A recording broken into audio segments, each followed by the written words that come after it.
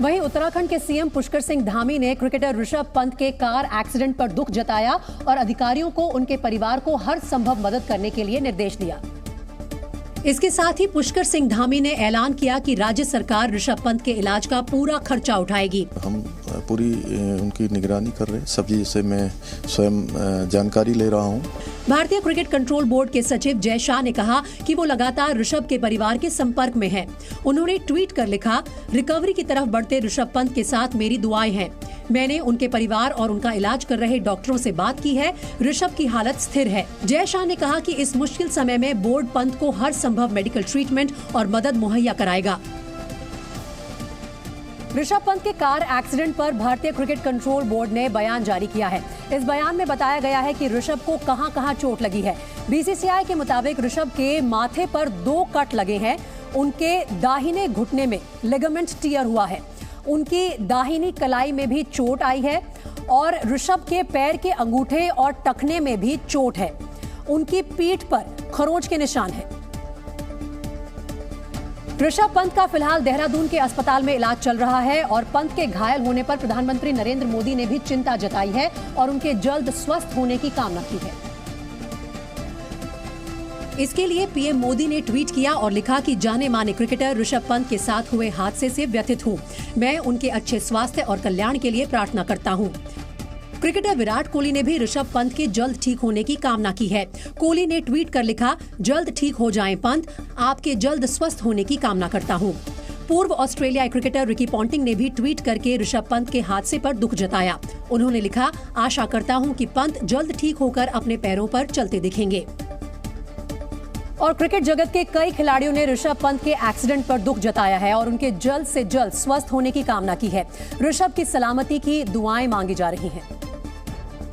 इसके लिए क्रिकेटर सुरेश रैना ने ट्वीट किया। उन्होंने लिखा, आपके शीघ्र स्वस्थ होने की कामना भाई ऋषभ पंत। हमारी प्रार्थनाएं आपके और आपके परिवार के साथ हैं। वहीं अनिल कुंबले ने ट्वीट कर ऋषभ पंत के लिए दुआ मांगी। उन्होंने लिखा, दुआ है कि आपकी तबीयत जल्दी ठीक हो जाए ऋषभ पंत, जल्द स्वस्थ हो जाओ। पूर्व क्रिकेटर वीरेंद्र सहवाग और इंग्लैंड के विकेटकीपर बल्लेबाज सैम बिलिंग्स ने भी ऋषभ पंत की सलामती की दुआएं की। हालांकि क्रिकेटर ऋषभ पंत ने अगर अपने सीनियर साथी खिलाड़ी की सलाह मानी होती तो शायद आज वो इस हालात में ना होते। ये सलाह उन्हें 3 साल पहले आईपीएल के दौरान शिखर धवन ने दी थी, जिसका वीडियो ऋषभ पंत के सड़क हादसे के बाद से सोशल मीडिया पर वायरल हो गया। ये वीडियो इंडियन प्रीमियर लीग के दौरान का है, जिसमें शिखर धवन ऋषभ पंत को गाड़ी संभल कर चलाने की सलाह देते दिखे। फिर भी एक एडवाइस जो आप मेरे को देना चाहो। बिल्कुल गाड़ी आराम से चलाया कर। इसके बाद दोनों खिलाड़ी ठहाका लगाकर हंसने लगे और फिर ऋषभ पंत ने शिखर धवन से उनकी सलाह पर अमल करने का वादा किया। ठीक है, मैं आपकी एडवाइस लेता हूँ, ये मैं गाड़ी आराम से चलाऊंगा आपसे। सोशल मीडिया पर लोग इस वीडियो को शेयर कर ऋषभ पंत के जल्द ठीक होने की दुआ मांग रहे हैं। वहीं नोएडा में अवैध अतिक्रमण हटाने गई पुलिस टीम पर लोगों ने पथराव किया। नोएडा के सेक्टर 113 में अतिक्रमण ढहाने से नाराज ग्रामीणों ने एसडीएम की गाड़ी पर जमकर पथराव किया। घटना के बाद पुलिस ने 4 लोगों को हिरासत में ले लिया है। वहीं 25 अज्ञात लोगों के खिलाफ एफआईआर दर्ज कर ली गई है।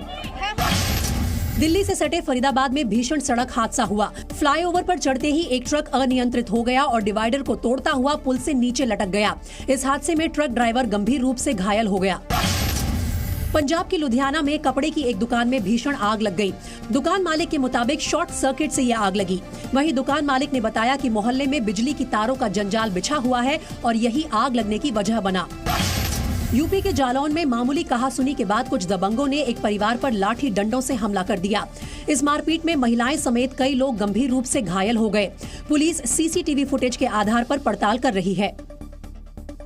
टीवी कलाकार टुनीशा शर्मा की मौत के मामले में उनकी मां वनीता शर्मा मीडिया के सामने आई। उन्होंने आत्महत्या के लिए उकसाने के आरोप में गिरफ्तार शीजान मोहम्मद खान पर एक के बाद एक कई संगीन आरोप लगाए और कहा कि शीजान ने टुनीशा से शादी का वादा किया था और वो उस पर लगातार धर्म बदलने का दबाव डाल रहा था और मुस्लिम अपना धर्म अपनाने की उसको करता था।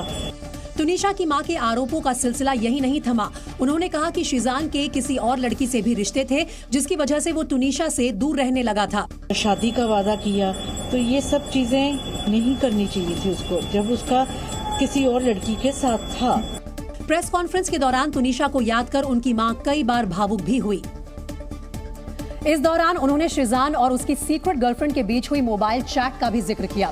वनीता शर्मा ने बताया कि तुनिशा जब शिजान का मोबाइल देख रही थी तब उसने शिजान की वो चैट पढ़ ली थी, जिसके बाद तुनिशा ने शिजान से उस कथित लड़की के बारे में सवाल भी पूछे थे, लेकिन उस लड़की के बारे में कुछ भी बताने की बजाय शिजान ने तुनिशा को ही थप्पड़ लगा दिया था।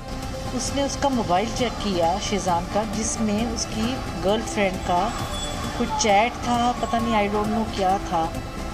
तो इसने पूछा, शिजान से पूछा कि ये क्या है। शिजान ने तुनिशा के थप्पड़ मारा, सेट पे रूम में थप्पड़ मारा। तो वो कहता तू कर ले जो कुछ करना है। तुनिशा की मां ने शिजान पर ड्रग्स लेने का भी आरोप लगाया। उन्होंने कहा कि इस पूरी साजिश में शिजान का परिवार भी शामिल था, इसलिए पुलिस को शिजान के पूरे परिवार के खिलाफ केस दर्ज करना चाहिए।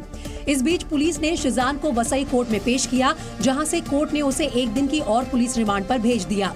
पुलिस सूत्रों के मुताबिक तुनिशा का आईफोन अनलॉक हो गया है और अब उससे इस मामले में नए सुराग मिल सकते हैं। पुलिस के मुताबिक तुनिशा के आईफोन में 50 से ज्यादा ऑडियो नोट्स मिले हैं, जिनमें कई शिजान और तुनिशा के हैं। नोएडा और गाजियाबाद पुलिस ने नए साल के जश्न के दौरान होने वाले हुड़दंग और हंगामे पर नकेल कसने की पूरी तैयारी कर ली है। जानकारी के मुताबिक 31 दिसंबर से ही नोएडा और गाजियाबाद के सभी होटल्स, पब और मॉल्स की सुरक्षा बढ़ा दी जाएगी। भीड़-भाड़ वाले बाजारों की निगरानी ड्रोन से की जाएगी। रात में होने वाले जश्न में हुड़दंग ना होने पाए, इसके लिए कई जगहों पर नाइट विजन कैमरे से लैस ड्रोन्स का इस्तेमाल किया जाएगा। इसके साथ ही पूरे शहर में निगरानी के लिए पुलिस की 100 टीमें बनाई गई हैं और इन टीमों में शामिल 150 जवानों की वर्दी पर बॉडी कैमरे भी लगाए गए हैं, ताकि वो हर घटना की रिकॉर्डिंग कर सके। मेट्रो स्टेशन, मॉल्स और बाजारों में पुलिस की टीम के साथ डॉग स्क्वाड भी तैनात रहेंगे। जानकारी के मुताबिक पुलिस की टीम 31 दिसंबर की शाम 6 बजे से गश्त पर निकल पड़ेगी, जो 1 जनवरी की सुबह तक जारी रहेगी। पुलिस का कहना है कि इस दौरान कोई व्यक्ति शराब पीकर गाड़ी चलाता पाया गया तो उससे सख्ती से निपटा जाएगा। चीन में कोरोना के कहर को देखते हुए दुनिया के कई देशों ने वहां से आने वाले यात्रियों पर नकेल कसी तो चीन बौखला उठा, लेकिन चीन से अब भी ऐसी तस्वीरें आ रही हैं जो उसकी बौखलाहट को गलत करार देती हैं, जिनमें से एक तस्वीर तो रोंगटे खड़े कर देने वाली थी। मानवाधिकार कार्यकर्ता जेनिफर जेंग ने सोशल मीडिया पर चीन का एक वीडियो पोस्ट किया। 30 सेकंड के इस वीडियो में एक शख्स इमारत की छत पर खड़ा नजर आता है। लोगों के चीखने चिल्लाने की आवाज सुनाई देती है, लेकिन इस शख्स पर कोई असर नहीं पड़ता और थोड़ी ही देर बाद वो नीचे गिर जाता है, जिससे उसकी मौत हो जाती है। बताया जा रहा है कि ये शख्स कोरोना की वजह से परेशान था, इसीलिए उसने छत से कूदकर जान दे दी। हालांकि अब तक इस बात की पुष्टि नहीं हो सकी कि वाकई ये शख्स कोरोना से परेशान था या फिर किसी और वजह से। इसमें दो राय नहीं कि चीन में लोग कोरोना से परेशान हैं और अपनों की मौत उनके दिमाग पर गहरा असर कर रही है। चीन में हर रोज लाखों की तादाद में लोग मारे जा रहे हैं, जबकि चोंगकिंग के एक गांव में तो 10 परिवारों की जिंदगी एक साथ तबाह हो गई। इन 10 परिवारों के कई लोग कोरोना की वजह से मारे गए। क्योंकि शवदाह गृहों में अंतिम संस्कार की जगह नहीं बची, इसलिए इन परिवारों ने अपनों का अंतिम संस्कार खुद ही किया। इन्होंने अंतिम संस्कार करने वाली एक प्राइवेट कंपनी को हायर किया, जिसने सड़क किनारे बड़े बड़े टेंट लगाए, जहां इन परिवारों ने अपनों को आखिरी विदाई दी। हालांकि ऐसी सुविधा सबको मयस्सर नहीं। शैंडोंग प्रोविंस के लाइजू शहर स्थित फ्यूनरल होम में तो सैकड़ों की तादाद में लोग कोरोना से मारे गए अपने करीबियों का अंतिम संस्कार करने के लिए लाइन लगाकर खड़े नजर आए। जमीन पर रखे हर शव के ऊपर नंबर के साथ एक प्लेट रखी हुई थी, जो तस्दीक कर रही थी कि अंतिम संस्कार के लिए इन लोगों को और कितना इंतजार करना होगा।